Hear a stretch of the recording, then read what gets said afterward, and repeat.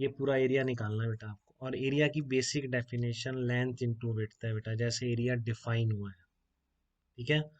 तो मैं उसी का यूज़ करूँगा। तो आप बहुत ध्यान रखिए, ये कोई भी डिस्क, ये कम से कम बेटा आप हज़ारों बार यूज़ करेंगे, 1000 बार कम से कम यूज़ करेंगे लेंथ। कि कोई भी डिस्क किससे मिलकर बनी होती है? हर एक डिस्क बहुत सारी स्मॉल रिंग से मिलकर बनी हुई है। मैं बहुत बार बोलूँगा, डिस्क किससे मिलकर बनी हुई है? डिस्क बहुत सारी रिंग से मिलकर बनी हुई है, ठीक है। कोई भी डिस्क या कोई भी इस तरह का सर्कुलर एरिया बहुत सारी रिंग से मिलकर बना हुआ माना जा सकता है। एक ऐसी रिंग मैं यहाँ ड्रॉ कर रहा हूँ आपके लिए। इस तरह का कोई भी सर्कुलर एरिया बहुत सारी रिंग से मिलकर बना हुआ माना जा सकता है, ठीक है। और ऐसी ही रिंग मैंने यहाँ पर ड्रॉ किया आपके लिए। ये पूरी जो डिस्क थी इसकी रेडियस कैपिटल आर थी मान लेते हैं। तो ये जो मैंने रिंग ड्रॉ करी है इसकी जो रेडियस है लेट्स से स्मॉल आर है, ठीक है। इस रिंग की रेडियस कितनी है? स्मॉल आर है। और इसकी जो विड्थ है, रिंग की रेडियस स्मॉल आर है और इस रिंग की जो विड्थ है वो डी आर है। समझ रहे हो आप? कितने में रिंग जो मानी है मैंने, इसकी डी आर विड्थ की और आर रेडियस की रिंग मानी है मैंने, ठीक है। तो पूरी डिस्क में ऐसी बहुत सारी रिंग मान सकते हैं आप, ठीक है ना। यहाँ से शुरू करके यहाँ पे बहुत, फिर आप रेडियस बढ़ाते गए तो ऐसी D R d are d are d are d are d are d are d are thickness की बहुत सारी रिंग आप इसमें डिस्क में मान सकते हैं, ठीक है। और अगर आप उन सारी रिंग का एरिया ऐड कर दोगे तो आपको पूरी डिस्क का एरिया मिल जाएगा बेटा। उन सारी रिंग के एरियाज को अगर आप ऐड कर दोगे तो आपको पूरी डिस्क का एरिया मिल जाएगा, ठीक है। तो आपको पहले इस डी आर थिकनेस वाली का आप एरिया लिखिए और जो एरिया है वो इस फॉर्म में बना के कोशिश करिए, y into d x form में, ठीक है ना। क्योंकि ये जो वेरिएबल लिया है आपने आर है यहाँ तक, और ये जो थिकनेस है डी आर, ये डी आर ही लेनी है बेटा, डी एक्स डी वाई नहीं ले सकते, क्योंकि यहाँ तक रेडियस आपने आर बोली तो आर का स्मॉल इंक्रीमेंट डी आर है, ठीक है ना। ये वेरिएबल आर है तो इसका स्मॉल इंक्रीमेंट कितना है? डी आर है। तो इस रिंग का एरिया आप कितना लिखोगे? रिंग का एरिया लिखने के लिए वही लेंथ इंटू विड्थ यूज करूंगा। इसको आप अगर काट दोगे खोलोगे तो इस तरह का बन जाएगी ये, जिसकी लेंथ कितनी होगी? लेंथ इसकी हो जाएगी 2 पाई आर और इसकी विड्थ कितनी हो जाएगी? डी आर होगी, ठीक है। तो ये जो स्ट्रिप है पूरा जो रिंग मानी है आपने, इसका एरिया किसके बराबर होगा? लेंथ इंटू विड्थ से लिख रहा हूँ, length into width 2 pi r into d r, ठीक है। दोबारा नहीं इतना सोचना पड़े बेटा, ढंग से समझ लीजिए। एक डिस्क बहुत सारी रिंग से मिलकर बनी हुई है, ठीक है। एक रिंग का एरिया कितना है आपका? लेंथ इंटू विड्थ से आप लिख सकते हैं 2 pi r into d are. सारी डीएस को ऐड कर दो तो ये क्या बन गया? स्मॉल आर की वैल्यू कहाँ से कहाँ तक वेरी कर रहा हूँ कि सारी रिंग्स कवर हो जाएं, बताइए आप। एडिशन ऑफ, जीरो से capital R, addition of all 2 pi r into d r from कहाँ से कहाँ तक? R equal to zero to r equal to capital R. Dushyant समझ में आ रहा है क्या बेटा एकदम आपको यहाँ तक? Okay good. तो यहाँ पे सारे आपको स्मॉल स्ट्रिप्स जो हैं 2 pi r into d are की, अब ये 2 पाई आर अलग अलग है ना बेटा, इसमें यहाँ वाली का कुछ आर अलग है तो उसका लेंथ अलग होगी, लेंथ भी वेरी कर रही है, कॉन्टिन्यूस वेरिएशन है। ऐसा नहीं है कि 3 4 एलिमेंट तो उनको ऐड कर दूं मैं समीशन से। ये क्या है? ये है addition of all 2 pi r d r from r equals to zero to capital R. तो ये किसके बराबर होता है? ये जो एडिशन है मतलब किसका क्या आएगा? ये टोटल एरिया आएगा। एरिया किसके बराबर आएगा? 2 pi r into d r, variation of small r from zero to capital. तो ये क्या बन के आ जाएगा बताओ?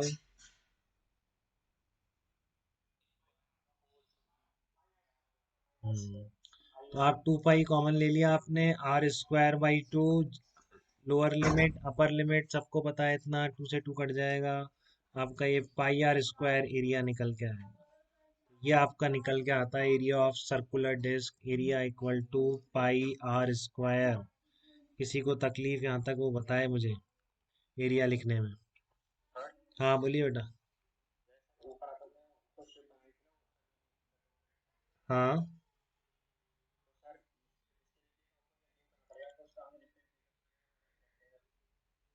क्यों, पूरा ही रेक्टेंगल है। अरे पूरा ही रेक्टेंगल है, एक रॉड को तोड़ देगा तो सीधी नहीं बन जाए circle.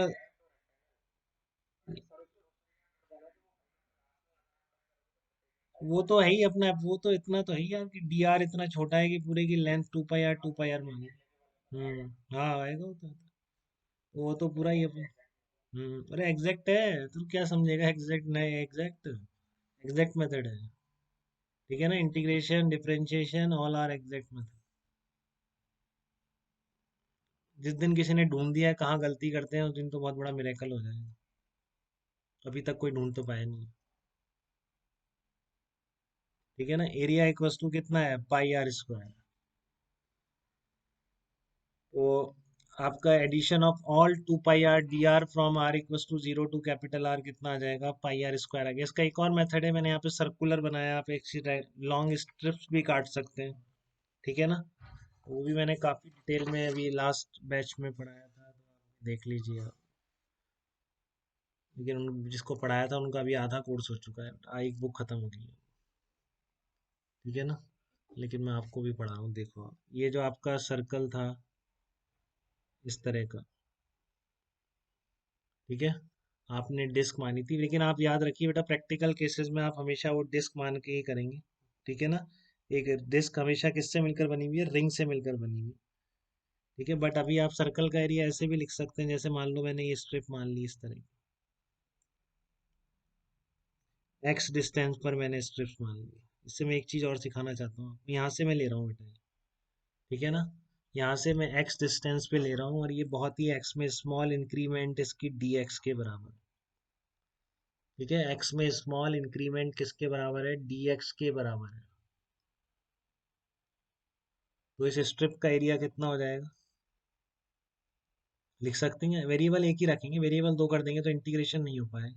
Integration Y D x, ध्यान रखिए जब भी इंटीग्रेशन वाई डी एक्स बनेगा तो वाई एक्स का ही फंक्शन होना चाहिए। इसमें अगर दो वेरिएबल आ गए तो ये इंटीग्रेट नहीं हो पाता बेटा, फिर इंटीग्रेशन नहीं कर सकते इसको।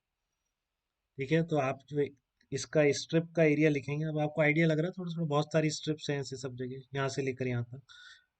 ठीक है, इस एक्स में थोड़ा इंक्रीमेंट डी एक्स, इसकी विड्थ हो गई। तो ये जो आपका स्मॉल विड्थ है डी ए, इसका एरिया कितना लिखेंगे आप, नोन की टर्म में लिखिए, लिख सकते हैं क्या नोन या फिर एक्स की टर्म में। रेडियस पता है, रेडियस कितनी है, हाँ कैपिटल आर। हाँ तो डी ए कितना आ जाएगा, लेंथ लिख देंगे ना बेटा, आप कितना लिख देंगे लेंथ, बोलिए। 2 under root r square minus x square into d x लिख देंगे क्या, बोलो।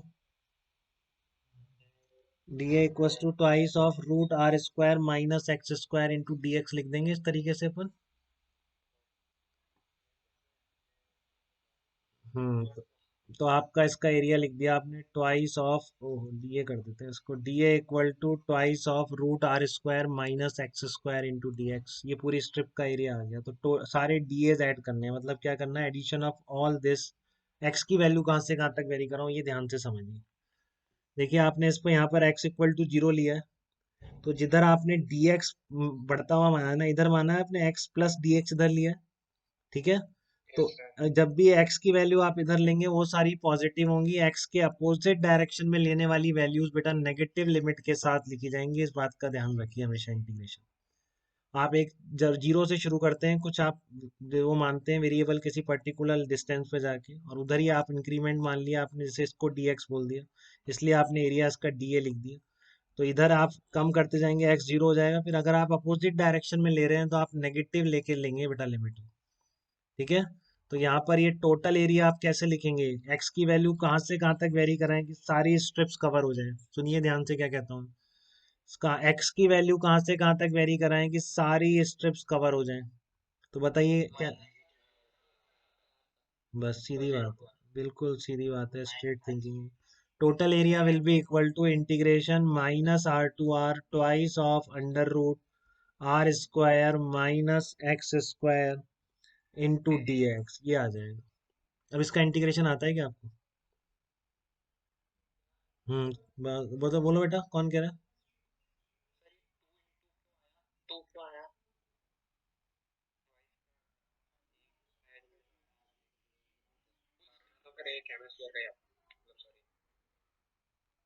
Root r square minus x square, root r square minus, ठीक है। हाँ, तो x की वैल्यू -8 से अब x को आप लिख दीजिए r साइन थीटा। ये मैं बता रहा हूँ, आप कहाँ से सोचेंगे, अभी नहीं सोच सकते। अब आप इंटीग्रेशन काफ़ी पढ़ लेंगे तब सोच पाएंगे। और आपको इसका डायरेक्ट फार्मूला भी मैथ वाले याद करा देंगे, मुझे याद नहीं है। ठीक है, तो मैं तो x equal to r sine theta replace करके निकाल लूंगा, क्योंकि मेरे को पता है कि 1 माइनस साइन स्क्वायर थीटा से अंडर रूट हट जाएगा। ठीक है, तो आप इसको फिर कर दीजिए। चलो D x by d theta एक बार डिफरेंशिएट करिए, इसका क्या आएगा, जल्दी बोलते जाइए। D x by d theta equal to, बोलो बेटा फटाफट। आर कॉस थीटा, ठीक है। तो dx की वैल्यू क्या रिप्लेस कर देंगे, dx की वैल्यू रिप्लेस कर देंगे r cos theta into D theta. ठीक है, तो एरिया कितना आ गया आपको, टोटल एरिया आ गया इसका ट्वाइस ऑफ, अब देखो लिमिट चेंज करेंगे, मैंने x को रिप्लेस किया, मैंने बताया आपको। कैपिटल R x को डालो, साइन थीटा बना के क्या हो जाएगा, पाई/2 हो जाएगा। ठीक है, और ये कितना आ जाएगा, -पाई/2 आ जाएगा जब आप x को, अरे साइन, साइन थीटा 1,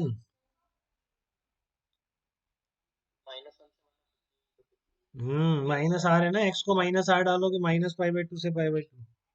ठीक है, तो ये कितना आ जाएगा आपका, -पाई/2 से पाई/2, ट्वाइस बाहर आ गया, under root r square minus x square, r square minus r square sine square theta. और ये आपका आर कॉस थीटा आ गया, डी थीटा आ गया। तो ये क्या बन जाएगा, ये बन जाएगा 2r² -पाई/2 से पाई/2 cos square theta d theta बन जाएगा। ये बन जाता है cos square theta d theta. Yash आपको समझ में आ रहा है कि कनेक्टेड है आप, यश व्यास? अरे यश है क्या, यश व्यास? इतनी जल्दी तो हाँ बोलता ही नहीं हो। यश ओके बेटा।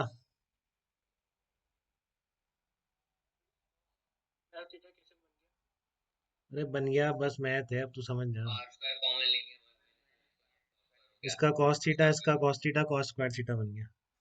ठीक है, तो बस इसका 2r² और -पाई/2 से पाई/2 इसको लिख देंगे 1 प्लस कॉस 2 थीटा अपॉन 2 लिख देता हूँ, क्योंकि कॉस स्क्वायर थीटा का फार्मूला तो नहीं आता, बट ये आपको फार्मूला जरूर पता है कि 1 plus cos 2 theta equal to 2 cos square theta. अब कुछ नहीं है, अब आप अंदर ले जाइए इसका, इसका थीटा बन जाएगा, इसका -1/2 साइन 2 थीटा बन जाएगा, वो अपने आप करेंगे। ठीक है, नहीं भी करें तो बार बार करें, आपको ही करना है इसके आगे, यहाँ तक बिल्कुल सही लिखा है मैंने। ठीक है, 2r² -पाई/2 1 plus cos थीटा/2 into D theta. तो आप इसको आगे सॉल्व कर लेंगे तो अपने आप एरिया क्या दिख जाएगा, πr² दिख। ठीक है, अब मैं इसको एक मेथड से और दिखा देता हूँ आपको, तीनों ही बता देता हूँ, बता रहा हूँ, देख लीजिए। उसको आपको आर्क का एरिया जो ग्रेविटेशन में यूज करेंगे तो आगे अभी से लिखना आ जाएगा। क्या?